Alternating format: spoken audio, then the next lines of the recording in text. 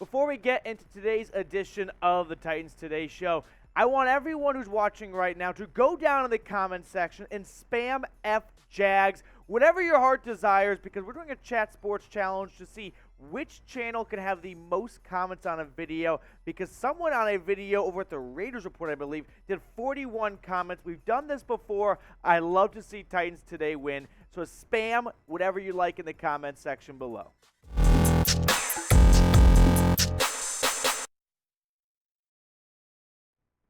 Coming up on today's show, we're going to talk about the latest Tom Brady rumors. We've already heard he may be interested in coming to the Music City, so we're going to dive into the latest reports on that front. Plus, we got some coaching news for the offensive coordinator vacancy, and we'll round out the show with a position that's a big need for the Titans, wide receiver. Could this star player be attainable? But let's start with terrific Tom Brady here.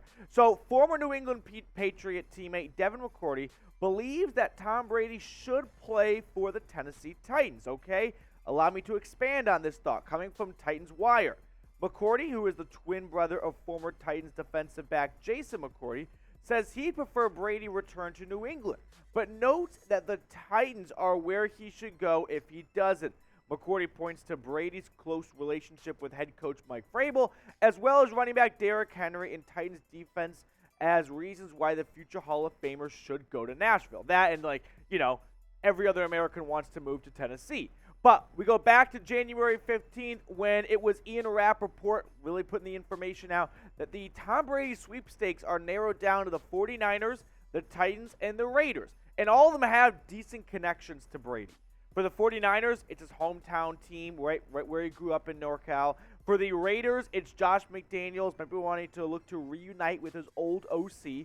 And for the Titans, you've got Mike Vrabel, and like I said, you've got just every other American wanting to move to Nashville. The Titans now have been mentioned twice, which I think it kind of goes to show, hey, people are talking, right? I don't think this is just being manufactured or made up. I think there is actual some belief from Tom Brady's side of, hey, maybe the Titans are worth looking at, because let's say he narrows his focus down to the 49ers, the Raiders, and the Titans. Well, if the Niners go and win the Super Bowl with Brock Purdy, they're probably going to run it back with Big Cock Brock, okay? Then it comes to the Raiders. What if the Raiders decide, listen, Brady, we saw the way you played against the Cowboys in the playoffs. We're just going to hit a hard reset and go draft a QB. And if Brady is adamant and determined to return to the league this year because, it cost him a marriage, maybe the Titans are kind of waiting there, sitting pretty, looking pretty good. The last 4 seasons for the GOAT, he still puts up GOAT numbers. Apparently, he was bad this year. He threw for 4,600 yards and 25 touchdowns. If those are bad Brady seasons, man, you compare that to what Ryan Tannehill has done the last 2 seasons, we're not having much of a conversation here. I don't think I'm here to persuade anyone that Tom Brady is better than Ryan Tannehill. This goes without saying. Now, I get it, right? The age factor, maybe he's about to fall off a cliff a little bit. That's real. We saw moments of that in Tampa Bay this year, but it's still Tom Brady. The idea of getting Tom Brady to your team should be a no-doubter. At the very worst, you've got an awesome jersey to wear to a Darty in 10 or so years. But be the GM for me, right? Let me know. Be Rand. Would you sign Tom Brady? What a first-time move for a new GM. Yeah. My first move as a Tennessee Titans general manager, I have signed the undoubted GOAT Tom Brady. Sign or pass. Let me know in the comment section. Like I said, but I will repeat it anyway, I would sign Tom Brady for a couple of reasons. 1, he's Tom Brady. 2, he's Tom Brady. 3, he's better than Ryan Tannehill. And 4, all of the above. I understand Tom Brady, if you get him, whichever team it may be, if he does, make a third team under his resume, might not be getting the Tom Brady that we've seen win 7 Super Bowls at the very end of his career, but it's still worth the flyer, right? It's still worth Max Kellerman saying he's fallen off a cliff, and then he won 3 Super Bowls after that, so who's to say he doesn't have one more in him with a sneaky good Titans defense and Derrick Henry and Mike Vrabel squeezing out a postseason run in a crappy division where you can win the 1 seed with 9 or 10 wins. I think you got to sign Tom Brady. So we got some other suitors, like I mentioned, the Raiders and the 49ers. And I just think that these 3 teams all have good pitches for Brady.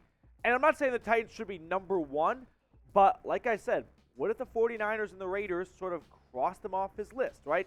It seems like it could come down to the Titans and the Raiders, especially as the Niners continue to win postseason games.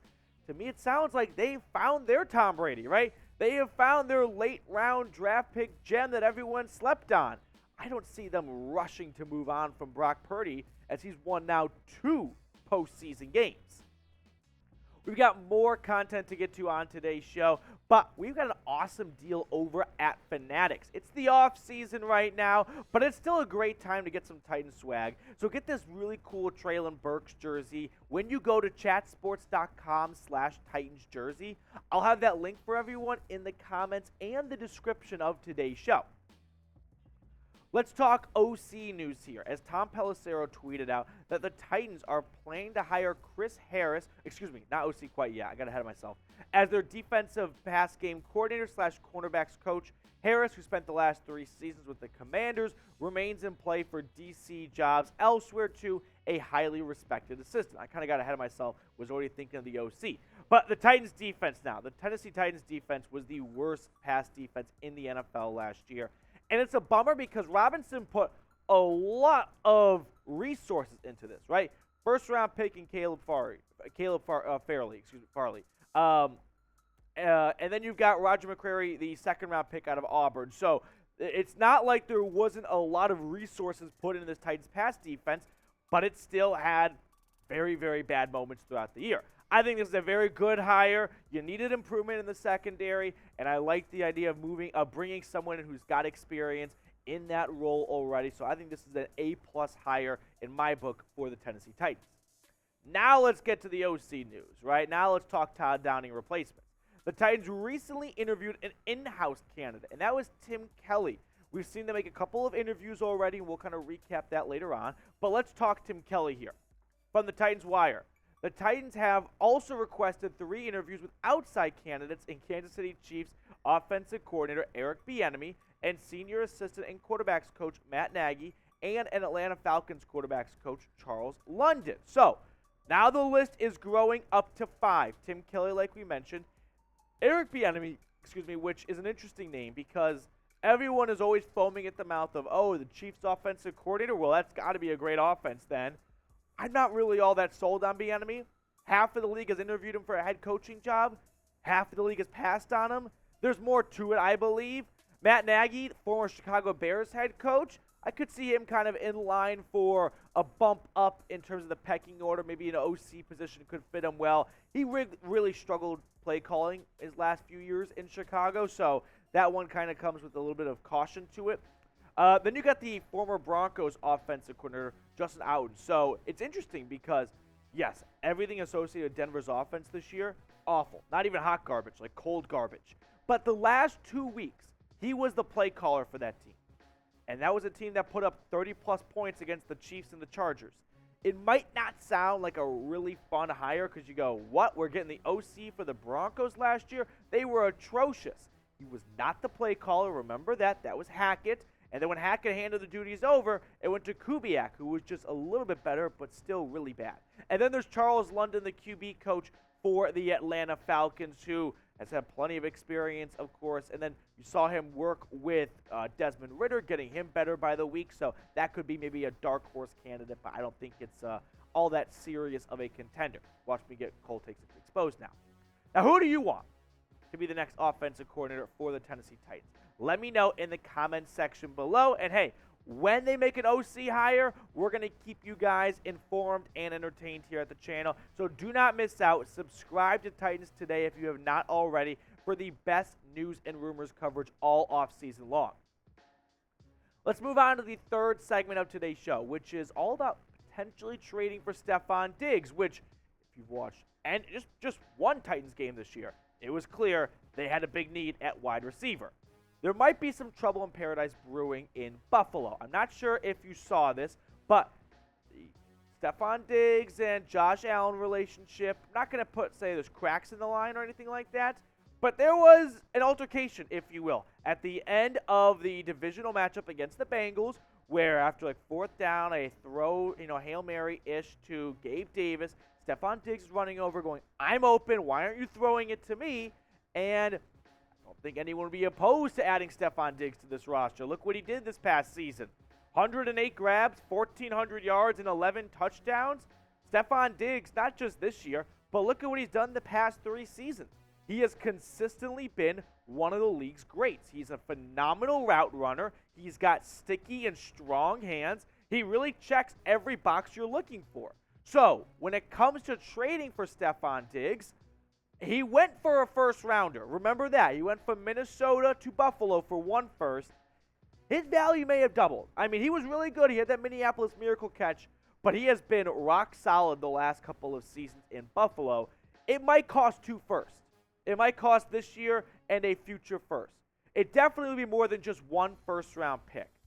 I ultimately don't see them trading away Stefon Diggs. I think emotions got the best of the Bills at the end of the postseason game against the Bengals. After the game, Stefon Diggs wanted to leave the locker room after like 2 minutes.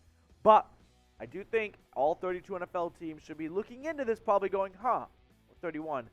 Could Stefon Diggs be attainable if he is getting really grumpy and upset with another postseason exit? People are talking. But be honest with me. Would you trade for Stefon Diggs? Like, it's not Madden, right? It'll cost more than just a bag of footballs, of course. It's going to require the Titans to pony up a little bit. But they traded away A.J. Brown last year. This could be a decent replacement, in my opinion. Decent's putting it lightly. It would be a really good replacement. I appreciate all of you who tuned into today's show and made us a part of your day. If you haven't subscribed yet, tighten up and please do so.